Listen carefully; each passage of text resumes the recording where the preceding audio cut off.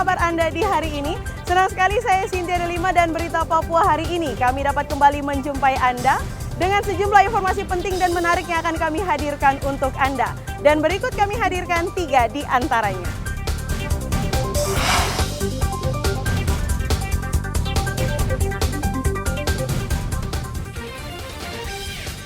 Antrian panjang pengisian Pertalite dan Pertamax masih tampak di sejumlah SPBU di Merauke.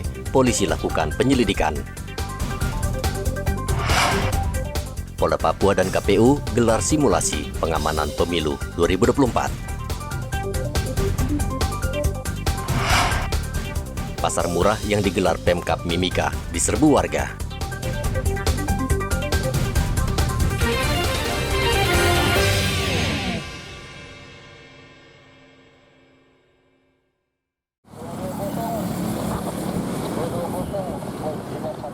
Antrean kendaraan mendapatkan Pertalite dan Pertamax di SPBU di Merauke kembali terjadi. Padahal sebelumnya antrean kendaraan sempat berkurang. Kapolres Merauke AKBP Sandi Sultan mengatakan kuota bahan bakar untuk Merauke dan kota lainnya masih aman. Dari Bapak Kapolda terkait dengan BBM ini, ya beliau sampaikan ke saya, coba di cross check kembali, ya terkait dengan kuota. Beliau sudah berkoordinasi dengan Pertamina Provinsi ya Papua bahwa kuota di Kabupaten Merauke dan seluruh wilayah Papua ini cukup ya seperti itu. Nah nanti saya sudah tugaskan pada jajaran intelijen ya untuk coba di cross check ada apa sekarang ini lagi muncul lagi seperti ini ya. Beliau lihat langsung kemarin itu ya terkait dengan banyaknya antrian, ada apa ini. Di beberapa waktu yang lalu, di tahun ini, kita, pemerintah, saya, Pertamina, TNI, kemudian dinas-dinas terkait dengan langkahnya BBM ini sudah ada kesepakatan di beberapa waktu yang lalu. Salah satunya pembagian wilayah pengisian bahan bakar subsidi untuk masyarakat. Polres Merauke saat ini masih menyelidiki penyebab antrean kendaraan di SPBU. Muhammad Ridwan melaporkan dari Merauke, Papua Selatan. Membawa logistik pemilu. Polda Papua menggelar latihan pengamanan tahapan pemilu dan pilkada serentak di lapangan SPN Kota Jayapura. Kapolda Papua Irjen Matius Fakiri mengatakan pelatihan ini untuk memastikan anggota kepolisian siap melaksanakan prosedur pengamanan secara baik dan benar apabila terjadi gangguan keamanan. Kita akan mempersiapkan pengamanan secara maksimal di semua provinsi yang ada di wilayah Polda Papua. Tentunya kami perlu mempersiapkan semua rencana pengamanan dari semua pentahapan itu secara baik dan benar. Di sisi itu makanya anggota kita latihkan. Saya tadi meminta juga nanti semua kabupaten melatihkan sehingga semua bisa melaksanakan prosedur pengamanan itu secara baik dan benar. Apabila terjadi kasus-kasus sebagaimana yang tadi kita dari tahap pertama, tahap kedua kalau nanti pemungutan, dan tahap ketiga pada saat penentuan. Tentunya di Papua ini kan ada 2 kekhususan, yaitu gangguan daripada kelompok kriminal bersenjata. Tentunya ini kita harus mempersiapkan. Anggota harus dilatih sehingga mereka sudah tahu bagaimana cara tindaknya. Kami memang berharap, saya selalu mengatakan bahwa apabila pemilu ini bisa berjalan dengan aman, lancar, dan sukses, itu tergantung dari 4 unsur. Yang pertama kami dari internal penyelenggara sendiri, dari KPU, Bawaslu, dan DKPP. Lalu ada unsur eksternal, yaitu teman-teman dari parpol maupun para caleg. Ini juga caleg dan juga calon kepala daerah. Ini juga kami berharap untuk ikut serta memelihara keamanan. Lalu yang terakhir dari kami mohon dukungan dari aparat keamanan dari TNI Polri yang MPK. Beliau ini unsur terakhir sebenarnya.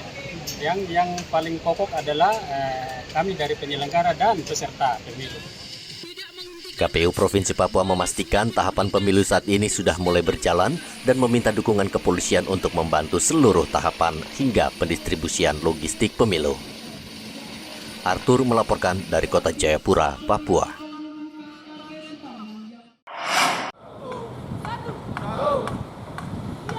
Sakit tidak? Kapolres Merauke AKBP Sandi Sultan memeriksa langsung peralatan pendukung, persenjataan, dan personel Polres Merauke untuk mengamankan pemilu dan pilkada serentak 2024. Kapolres mengatakan kepolisian sudah siap siaga menjalankan tugas dan berharap dukungan dana dari Pemda untuk mensukseskan pesta demokrasi di Papua. Kesiapan ini memang sudah kita laksanakan beberapa waktu yang lalu juga dan sampai saat ini menjelang gelar pasukan. Saya ingin memastikan kaitan dengan kesiapan betul-betul anggota saya di Polres Merauke. Baik itu personil, perlengkapan, peralatan maupun kendaraan. Serta nanti ya terkait dengan anggaran yang sudah disampaikan beberapa waktu lalu oleh Bapak Kapolda. Yang mana saya harus bisa berkoordinasi dengan pemerintah daerah terkait dengan anggaran pilkada nanti, ya. Karena anggaran ini sangat sebagai pendukung kedua daripada personil yang ada, ya gitu, dan logistik. Karena kalau kita mau kegiatan tidak ada anggarannya susah juga, ya. Senjata ini. Selain mengamankan pemilu dan pilkada serentak, Polres Merauke juga akan mengawal logistik pemilu hingga ke TPS di kawasan terluar dan terjauh. Muhammad Ridwan melaporkan dari Merauke, Papua Selatan. Sambil lari dulu, polisi perhatian. 300 anggota gabungan TNI Polri akan disiagakan untuk mengantisipasi aksi unjuk rasa sekelompok orang yang menamakan diri United Liberation Movement for West Papua. Pasukan akan ditempatkan di sejumlah titik di kota Jayapura untuk mengamankan unjuk rasa serta pengaturan lalu lintas. Polresta Jayapura hingga kini belum menerima surat pemberitahuan secara tertulis dari koordinator pengunjuk rasa, sehingga unjuk rasa berpotensi menimbulkan kerusuhan. Kita juga tentunya melakukan penolakan karena ini organisasi yang tidak terdaftar dan juga banyak juga persyaratan-persyaratan lain yang dari yang pemohon ini tidak bisa jelaskan kepada pihak kepolisian. Kami dari pihak kepolisian tentunya melakukan namanya penolakan izin tersebut. Namun ya, karena ini juga ada aspirasi yang disampaikan di dalam era demokrasi ini, ya kita batasi ya, kita lokalisir ya. Ini sudah dibangun komunikasi dari pihak kepolisian dengan pemohon agar tidak mengganggu ketertiban umum. Rencana unjuk rasa ini menuai reaksi berbagai pihak dari masyarakat adat dan ormas di Papua. Menurut mereka, pengunjuk rasa kerap memainkan isu pelanggaran HAM untuk membohongi rakyat Papua. Mari kita jaga kedamaian dan kenyamanan di tanah Papua dan tidak terprovokasi dengan isu-isu yang didorong oleh kelompok-kelompok tertentu atau ULMEP, kelompok-kelompok OPM yang mereka selalu merugikan generasi muda Papua. Pesan saya kepada generasi muda Papua, mari manfaatkan waktu dengan baik, mempergunakan waktu dengan baik untuk menambah pendidikan, menambah ilmu untuk membangun tanah Papua yang lebih baik. Status politik Papua dalam NKRI ini sudah final, proses integrasi sudah final di PPRA 1969. Ya, Papua sudah menjadi bagian daripada negara kesatuan Republik Indonesia. Oleh sebab itu, kepada faksi-faksi perjuangan, ormas-ormas yang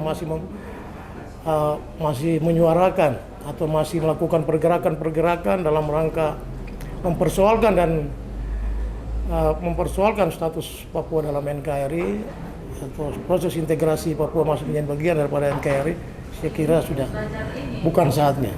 Ya, saya selaku tokoh adat kepada seluruh masyarakat adat Papua, mari kita bersama-sama ya memberikan kontribusi pikiran untuk kemajuan, kesejahteraan dan pembangunan untuk Papua. Saya kira itu lebih penting. Kelompok Gerakan Pembebasan Papua Barat rencana berunjuk rasa untuk mendesak pemerintah Indonesia agar membuka akses kunjungan Komisioner Tinggi HAM, Perserikatan Bangsa-Bangsa yang hendak berkunjung ke Papua. Hendra melaporkan dari kota Jayapura, Papua.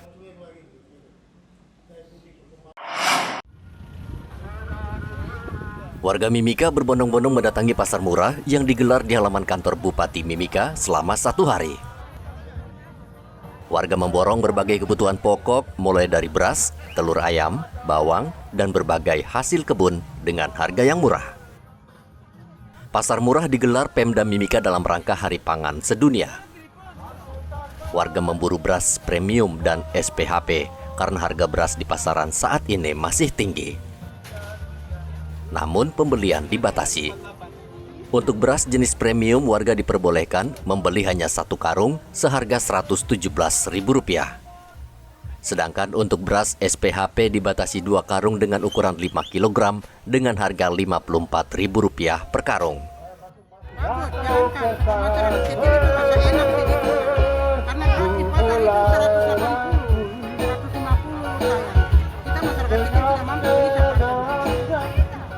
Pasar murah ini juga melibatkan Bulog Timika yang menyediakan beras SPHP dan premium sebanyak 4 ton.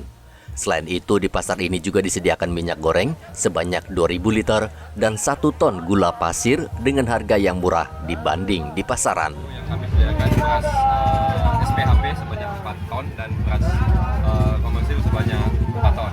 Dan ada pun juga minyak 2.000 liter sama gula 1 ton. Untuk harga di pasaran untuk SPHP dijual dengan Rp54.000 per kilonya. Kalau untuk beras komersilnya dijual dengan harga Rp117 per 10 kilo. Dan untuk minyak 2 liter dan gula 1 itu dengan harga Rp40.000. Masing-masing cuma dapat membeli beras 10 kilo dengan paket 1. Berarti semuanya dapat. Ya berarti tidak bisa melebihi pembeliannya. Tidak bisa melebihi. Jadi beras cukup 1. Beras cukup 1 yang 10 kilo. Kalau SPHP bisa 2. Peralatan pengolahan pangan lokal. Tadi kami sudah menjelaskan selesai. Setelah itu kami lanjutkan dengan bahan murah ini juga agak berbeda karena hari ini kami melibatkan juga kegiatan dari toko tani. Jadi toko tani mulai masuk di hari pangan ini. Selain itu ada dari Dinas Pertanian. Pemerintah Kabupaten Mimika berharap pasar murah dapat membantu masyarakat Mimika mendapatkan harga bahan pokok murah serta bisa menekan angka inflasi akibat melonjaknya harga beras akhir-akhir ini. Igobat Momolin melaporkan dari Mimika, Papua Tengah.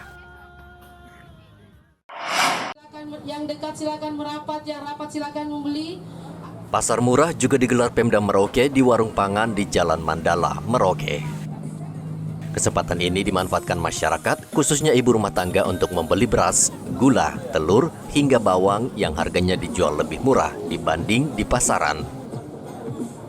Di pasar murah ini harga kebutuhan pokok terpaut antara Rp1.000 hingga Rp4.000 dibanding di pasaran. Berasnya itu 125 itu berapa kilo Pak? 20 kilo. Nah Bapak belanja di pasar murah ini kalau harganya Bapak lihat bagaimana, murah Pak? Ya lumayan murah Pak ya. Nah kalau di luar itu harganya berapa Pak kalau segitu? Kalau di pasar kan ada yang 13 ada 14. Oh gitu ya. Bapak beli beras saja Pak? Gula 1 kilo. Gula 1 kilo. Minyak goreng ini Pak ya? Minyak goreng ya. Nah ini berapa belinya per liter Pak ini? Per 32.000. Nah Bapak melihat harga ini cukup murah atau gimana Pak? Ya murah lah. Murah. Nah, ya. Nah kalau di luar itu bedanya berapa ribuan Pak? Beda mungkin sekitar 4.000-an. 4.000-an ya. Bapak beli apa aja nih Pak? Minyak sama gula. Banyak gula. Di pasar murah ini beras dijual Rp11.800 per kilogram, lebih murah dibanding di pasar yang mencapai Rp14.000 per kilogram. Sedangkan gula dijual Rp15.000 per kilogram, sementara di pasar Rp18.000 per kilogram. Begitu juga dengan bawang dijual Rp28.000 per kilogram, sementara jika di pasar dijual seharga Rp35.000 per kilogram. Ini apa saja yang disiapkan di pasar murah ini, Bu? Ya, ini gerakan pangan murah ini merupakan gerakan pangan murah untuk memperingati Hari Ketahanan Hari Pangan Sedunia. Ya, kami menawarkan sembako seperti beras SPHP 1 kilonya 11.800, satu karung 5 kilonya itu 59.000. Ada juga beras yang pulen yang agak enak, beras premium itu harganya 12.500. Terus ada gula 15.000, ada berbagai macam bawang merah, bawang putih, pokoknya sembako kebutuhan pokok masyarakat kami tawarkan. Pasar pangan murah ini diselenggarakan dalam rangka peringatan Hari Pangan Sedunia. Muhammad Ridwan melaporkan dari Merauke, Papua Selatan.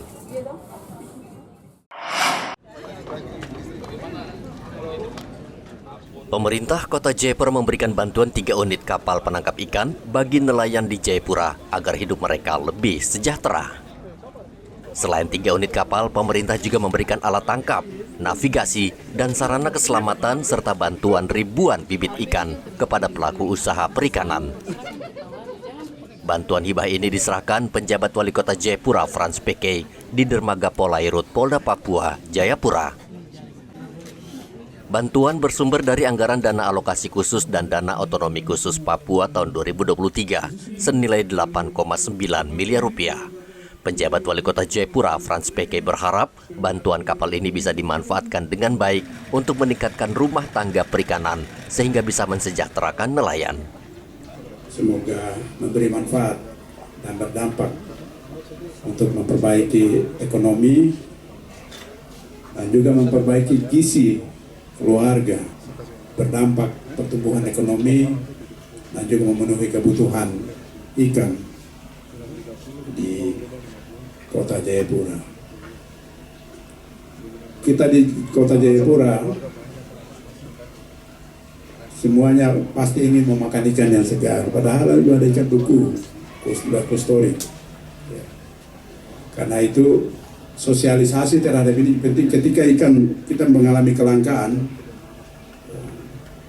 maka sosialisasi untuk bisa gunakan ikan beku juga terus dilakukan oleh dinas. Saya minta juga untuk kita lakukan sehingga kemudian tidak terjadi kelangkaan lalu inflasi kita naik. Kepala Dinas Perikanan Kota Jayapura Matei Sibi mengungkapkan bantuan ini untuk meningkatkan produksi ikan dan membantu nelayan meningkatkan pendapatan. Bantuan yang ada ini dengan potensi perikanan yang ada di Kota Jayapura dengan dukungan armada yang memadai, potensi ini bisa dimanfaatkan oleh nelayan sehingga ketika hasil tangkapannya meningkat, kebutuhan ikan untuk konsumsi masyarakat kota juga bisa tercukupi dan dampaknya penanganan inflasi yang saat ini juga dihadapi oleh pemerintah paling tidak bisa ditekan dengan ketersediaan ikan yang ada, harga ikan di pasar juga menurun, kemudian kebutuhan pangan untuk masyarakat juga tercukupi. Nah ini tentu yang menjadi harapan kita dari penyerahan bantuan kapal di hari ini yang langsung diserahkan oleh Bapak Penjabat Wali Kota. Menurut data Dinas Perikanan Kota Jayapura, jumlah nelayan di Jayapura 2.500 orang dan seluruh nelayan sudah memiliki elektronik kartu pelaku utama kelautan dan perikanan. Pemerintah melarang penerima bantuan menjual atau mengalihfungsikan ke nelayan lain. Hendra melaporkan dari Kota Jayapura, Papua.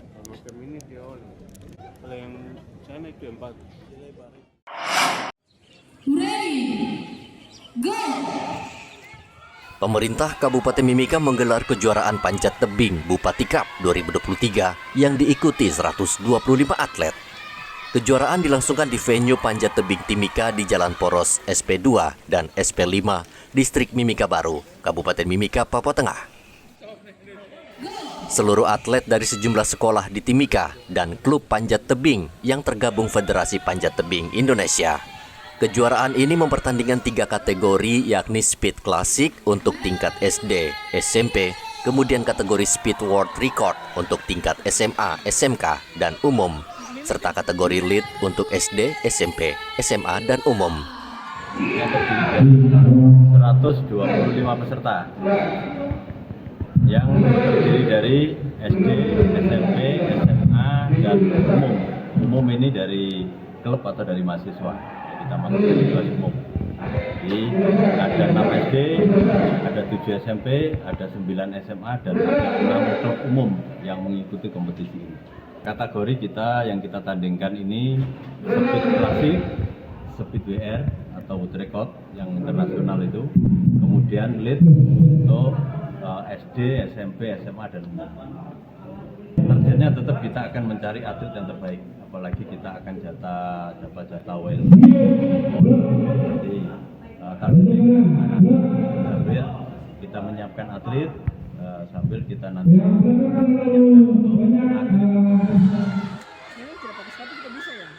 Kejuaraan Panjat Tebing Bupati Cup 2023 bertujuan mencari bibit-bibit muda atlet panjat tebing dari Kabupaten Mimika.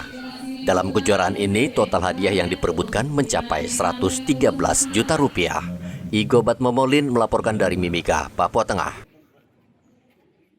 Pemirsa, usai sudah perjumpaan kita dalam Berita Papua hari ini. Bersama kru yang bertugas, saya Cynthia Delima ucapkan terima kasih atas perhatian Anda. Selamat pagi, semangat pagi, Wanyambe.